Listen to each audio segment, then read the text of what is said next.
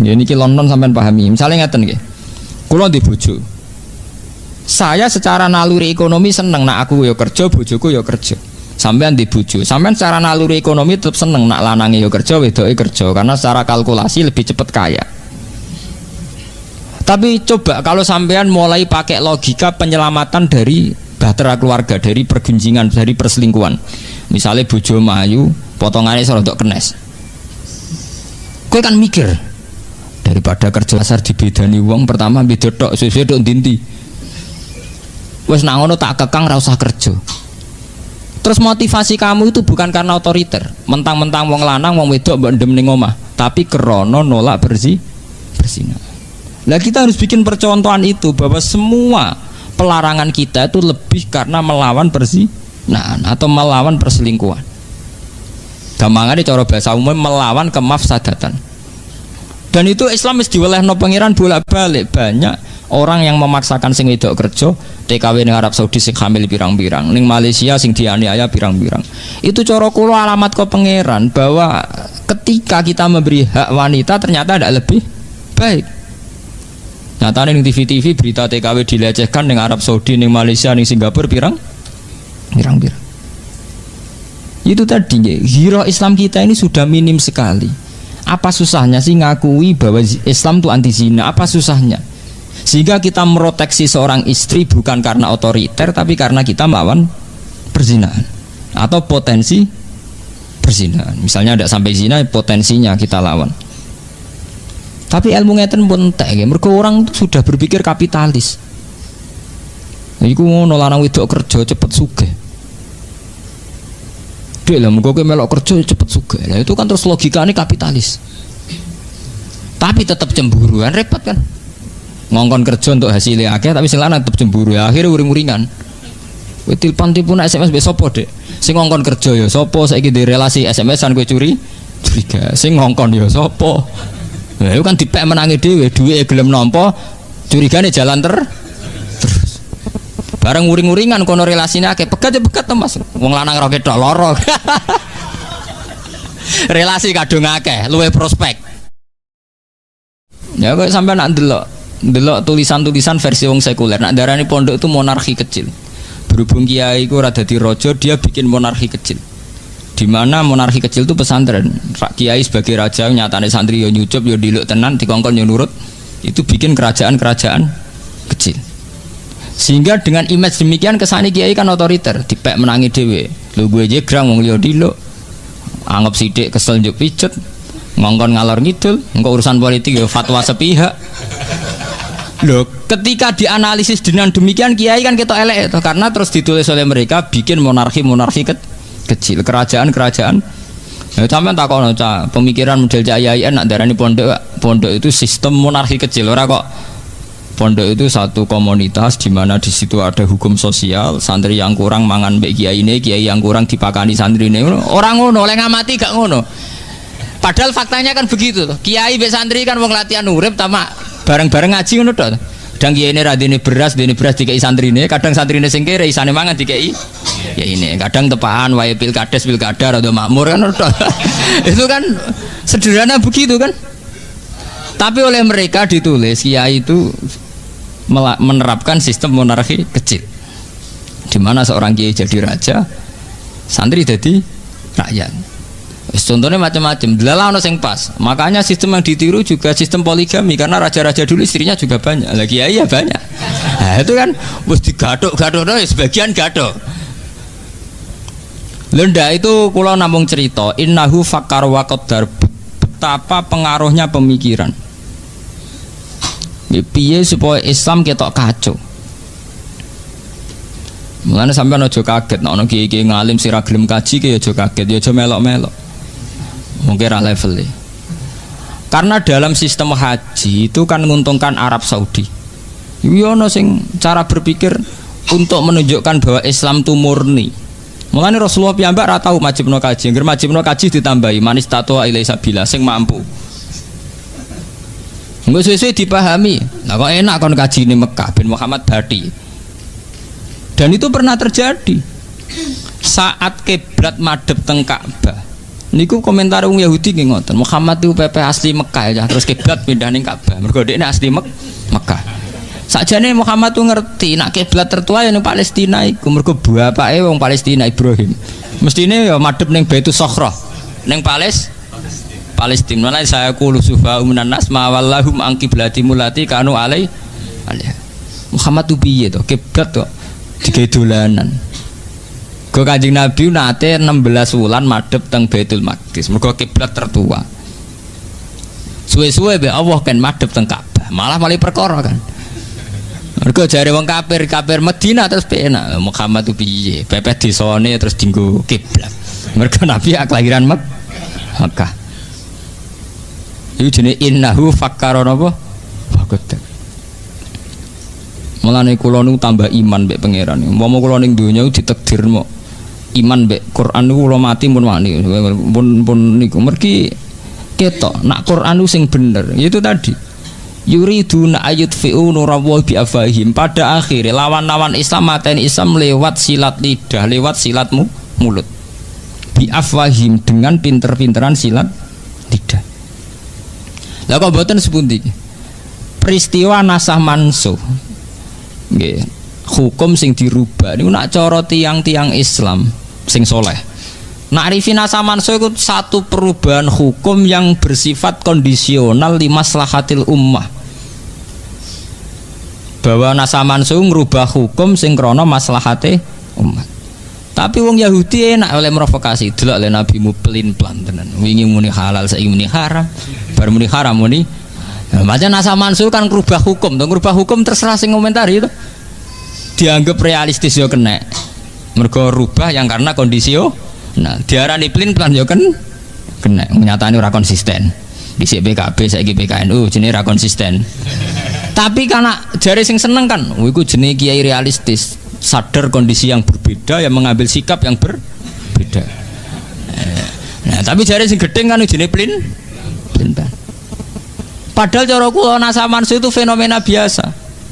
Lho nggih to nggih, misale sampean ning desa orang terpelajar, roh prawan angon iso seneng. Tapi kowe dengar sendiri nih kuliah, roh bocah wayu-ayu ning kota kaosan ketat, roh cah iku seneng janggal. Wes langsung mbok tinggal loh dengan sendiri nih. Artinya tingkat pengetahuan itu juga punya perubahan gitu. Sampean zaman ning desa orang terpelajar, roh ketemel yo enak weteng gak loro. Roh sambel yo enak weteng melaro. Tapi ketika sampean kuliah, nak KFC juga doyan, sambel yo terus weteng loro. Seneng yo cewek-cewek sing model, sing gaul. Roh bocah tanggamu sing dhisik mbok senengi saiki matun, ora seneng blas. Lagi dadi kiai yo ngono. Kowe zaman kere untuk bojo iku syukure ra karuan. Bareng ke dadi kiai DPR RI. Roh bojomu kok ora pantes kabeh. Mergo wong wedok ayu-ayu di Jakarta luwih pantes. Intelektual juga gitu. Kowe zaman dadi kiai lugu, wiridan istighfar iku iso nangis. Wiridan apa saja iso taladzud billah. Tapi ketika kowe dadi kiai modern, itu beda meneh. Cara berpikir sudah beda.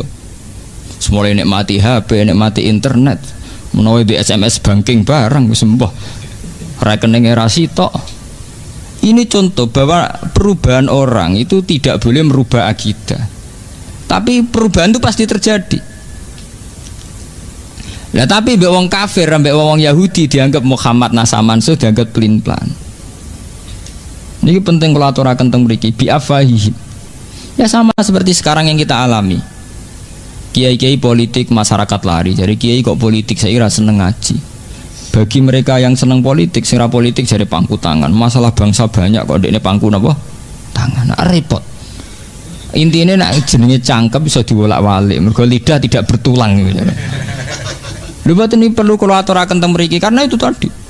Yang namanya hidup itu mau pinter-pinteran omong tok. Ini kayak kula bolak-balik nak mucal teng sarang kula terangaken. Ana wong anteng. Nak jari sing salemu, Pak Yai ku lu anteng. Nak jari sing ra seneng, cen tell me telat mikir gak anteng. Kan wong tell me. Ya padha.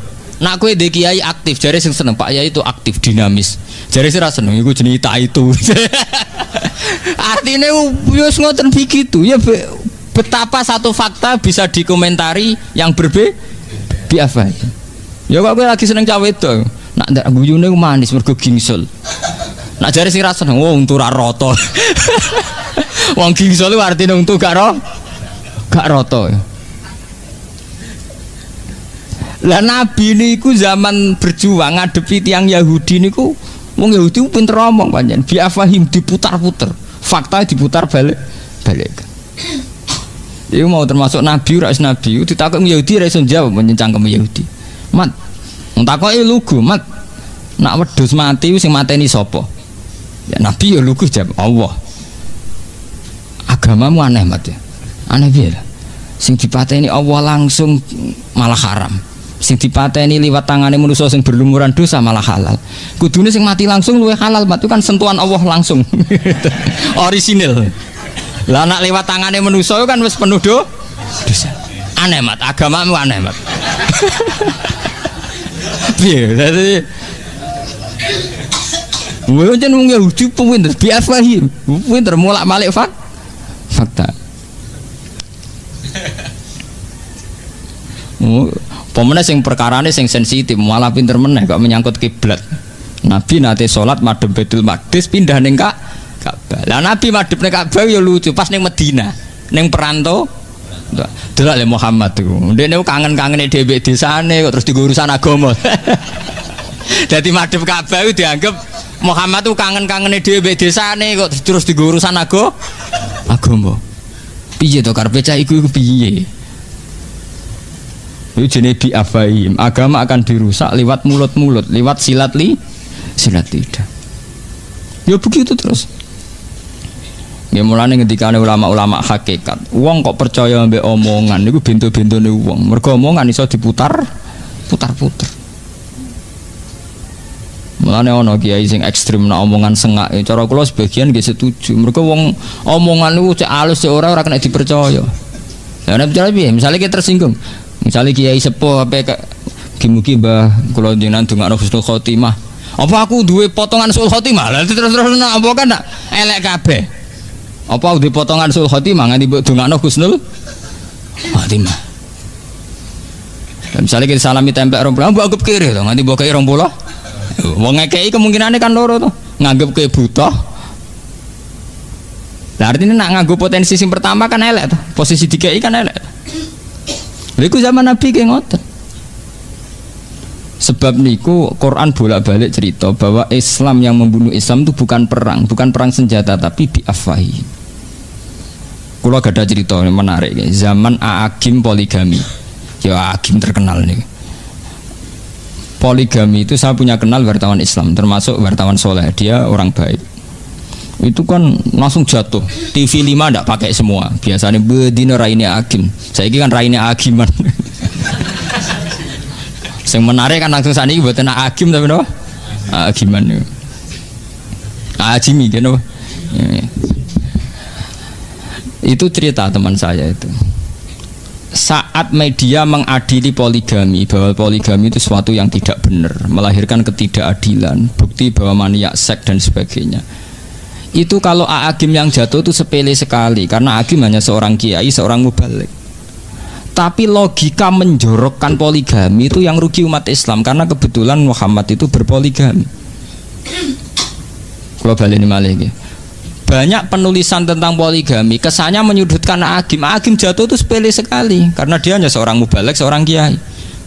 Tapi logika bahwa poligami benar-benar salah.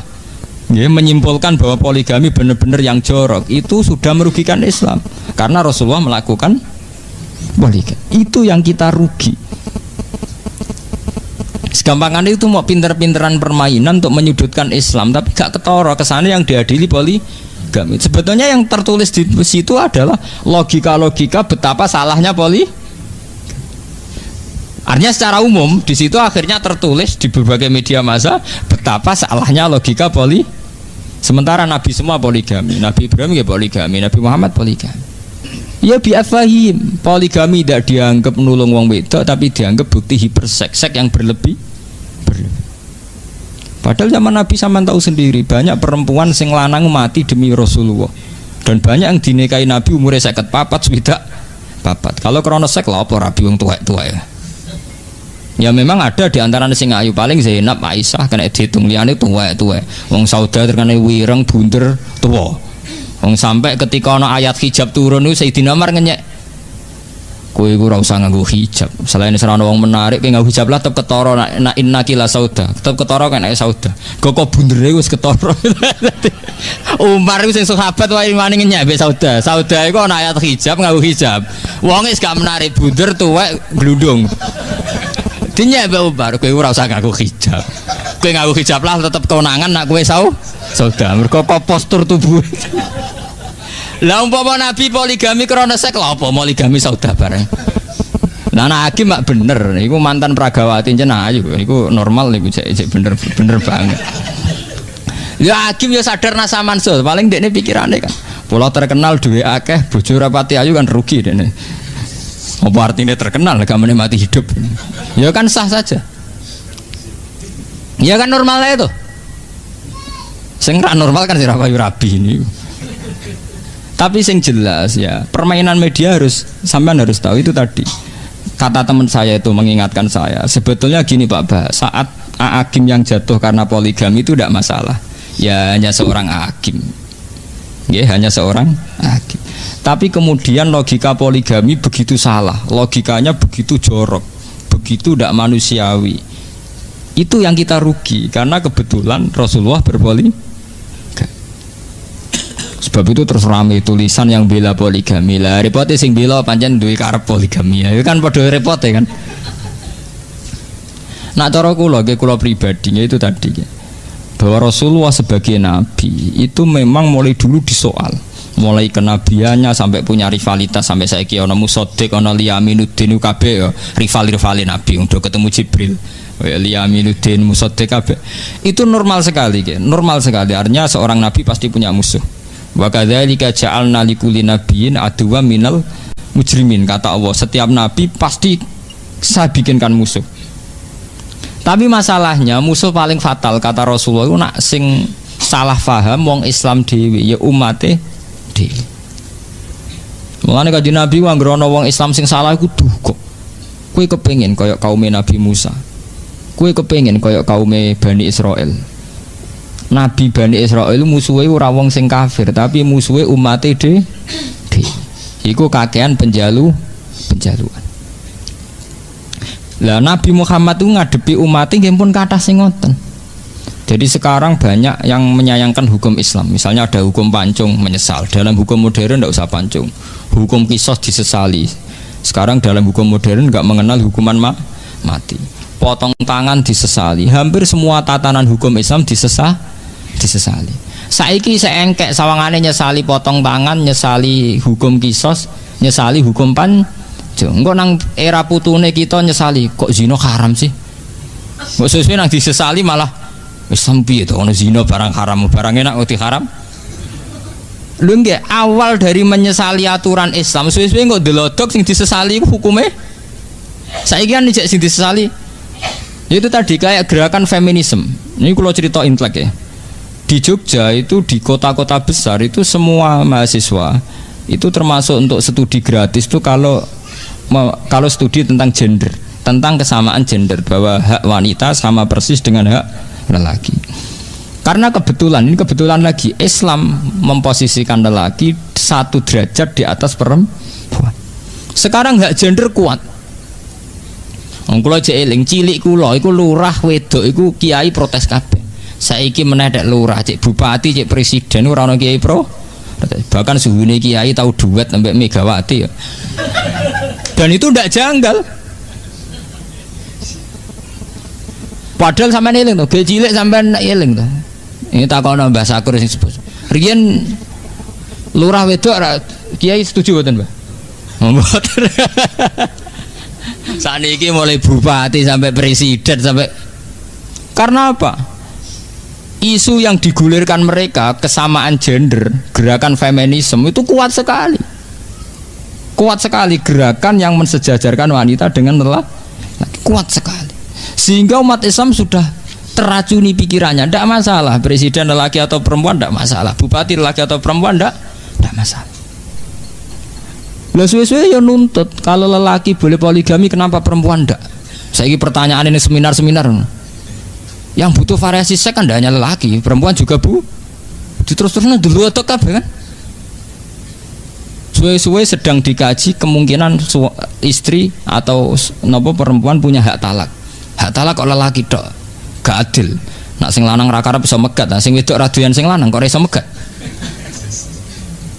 Mulane kula pribadi, kula nak sering tahajud mbek pangeran, sing marai kekacauan ini termasuk para kiai, kita sendiri. Yaitu tidak bikin percontohan Islam yang baik. Kita hanya berpegang sama hukum fikih. Kula wani sowan pangeran ketemu ngeten wani. Saya bersumpah berani ketemu Tuhan begini saya berani. Artinya ngeten lho nggih. Cara hukum fikih, rungokno niki. Cara hukum fikih, hak talak memang hanya pada suami. Ar-rijalu qawwamun 'alan nisa. Hak talak juga diberikan hanya pada suami. Tapi kita ini masalah protes. Kalau tak cerita, ini cerita ilmu intelek ya, cerita ilmiah. Awal daripada tolak, piye wae iku ada ketidakpuasan baik suami pada istri atau istri pada suami. Sehingga andekan keluarga itu mawaddah warahmah itu tidak terjadi tolak.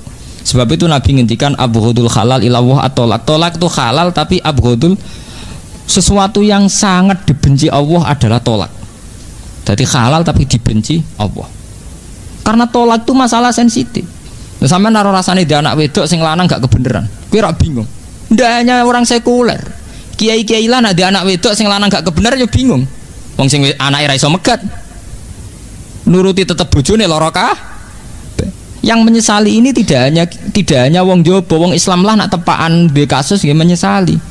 Saya berkali-kali bilang di seminar, tidak hanya kamu yang protes itu. Andaikan saya punya anak putri dan dikawin sama orang yang tidak kebenaran, saya juga akan ingin talak. Cuma saya tidak akan mengatakan bahwa Islam tidak adil. Gini wow lewat cara hulu bahwa perempuan boleh mengajukan talak, cara Jawa lewat rafa. Tapi gini ku bolak-balik. Kiai-kiai kampung, kiai-kiai yang lugu itu ikut andil dalam memperparah keadaan. Kita tidak mempopulerkan hukum Islam yang lain di luar tolak. Sebetulnya harus kita populerkan bahwa dalam Islam tidak hanya tolak, ada khulu, ada fidah, ada rafa. Cara Jawa apa? Andekan hukum tolak sepopuler hukum khulu, juga sepopuler hukum rafa, mungkin mereka tidak janggal. Karena kelihatan kalau perempuan juga punya hak. Wes gitu kita tidak bikin percontohan yang baik. Misalnya begini, yang namanya poligami di dunia kiai pun rata-rata faktor nafsu. Ya artinya bojone elek rabi wong ayu, bojone ngecewakno rabi sing luwih menah nyari. Sehingga ya terjadi stigma bahwa poligami ya mesti unsure seks. Ya akhirnya korbannya wong terus bayangnya zaman Nabi unsurnya juga seks. Makanya kalau setuju model konsep Quran di luar aturan hukum itu ana laqad kana lakum fi Rasulillah uswatun hasanah. Rasulullah poligami tapi beliau membuktikan adil.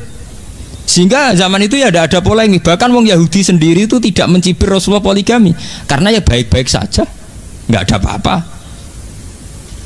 Itu pentingnya uswatun apa? Hasanah. Nggih to nggih. Misalnya sampean ketemu pakar gender atau pakar feminisme, pakar yang mensejajarkan wanita dengan lelaki. Wong iku mbok rabi, pakare lah lho mbok rabi. Bareng mbok rabi bahagia, apa deh? Lha iku pentingnya fi Rasulillah uswatun. Orang yang protes aturan itu ternyata dia bahagia di bawah naungan kue. Apa deh? Mas nak cara aku, wong wedok di hak tolak. Iya di hak tolak. Tapi dia ini bahagia ya. Haknya ora dinggo tetep. Wong dia baik-baik saja. Ini pentingnya uswatun hasanah bahwa di luar aturan hukum kita ini harus punya perilaku yang sehat. Karena dengan perilaku yang sehat ini Islam terselamatkan. Kalau kita hanya main hukum misalnya wong lanang penggaweane megat, wong lanang duwe hak otoritas ning gone perempuan, ya ndak ada selesainya. Gak buatin paradoks semudi. Ketika hak nafkah itu diberikan sama suami, akhirnya sing lanang ra kodak nafkahi, sing wedok dadi TKW. Kerja ning Arab Saudi, ana sing mulai hamil macam-macam. Kerja ning Malaysia untuk aniaya majikan dan sebagainya. Yang salah siapa? Tokoh feminin gak siap menjawab itu. Katanya itu kecelakaan sosial. Padahal masyarakat kita ini sudah siap melihat perempuan yang kerja. Tapi ketika diperkosa ngalami ngono mereka tidak siap. Malah ini sebetulnya kita kula sak jenengan sinten sing ngaji kula kudu wani bersumpah demi Islam kita menjelaskan sesuai akidah Islam. Misalnya begini kula terangkan misal. Islam itu anti perzinaan, anti pemerkosaan sehingga perempuan yang kerja di luar atau yang berpotensi diperkosa atau dilecehkan seksual itu diharamkan. Sebetulnya pengharaman ini dimulai dari karena Islam anti zina, anti perkosaan. Sebab itu semua potensi yang mengarah ke sana kita tuh tutup. Tapi kita ini kan kita juga bikin percontohan yang jelek, ngiranya bahwa lelaki menguasai perempuan, bukan anti perzinaannya itu. Ya ini London sampean pahami. Misalnya ngeten nggih. Kula di bojo. Saya secara naluri ekonomi seneng nak aku yo kerja, bojoku yo kerja. Sampean di bojo. Sampean secara naluri ekonomi tetap seneng nak lanange yo kerja, wedoke kerja karena secara kalkulasi lebih cepat kaya.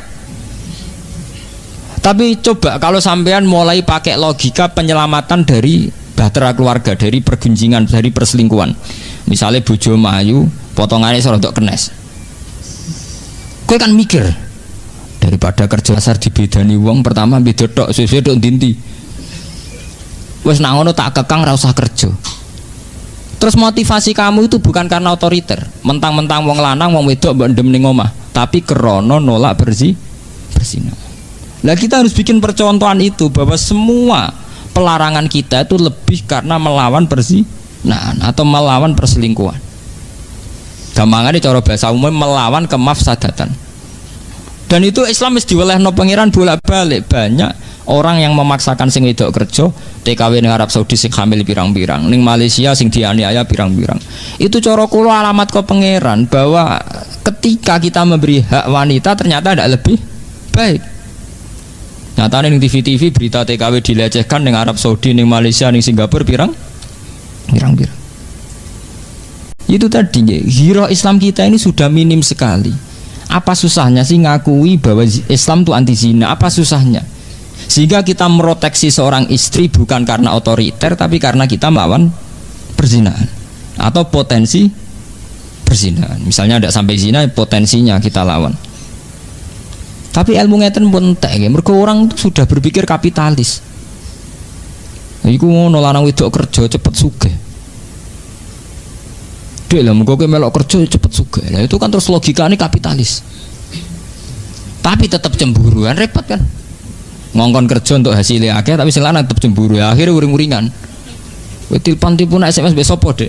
Sing ngongkon kerja ya sapa? Saiki di relasi SMS-an kowe curiga. Sing ngongkon ya sapa? Lah itu kan dipek menangi dhewe, duwe gelem nampa, curigane jalan terus. Bareng uring-uringan kono relasine akeh pegat Mas. Wong lanang ra ketok lara.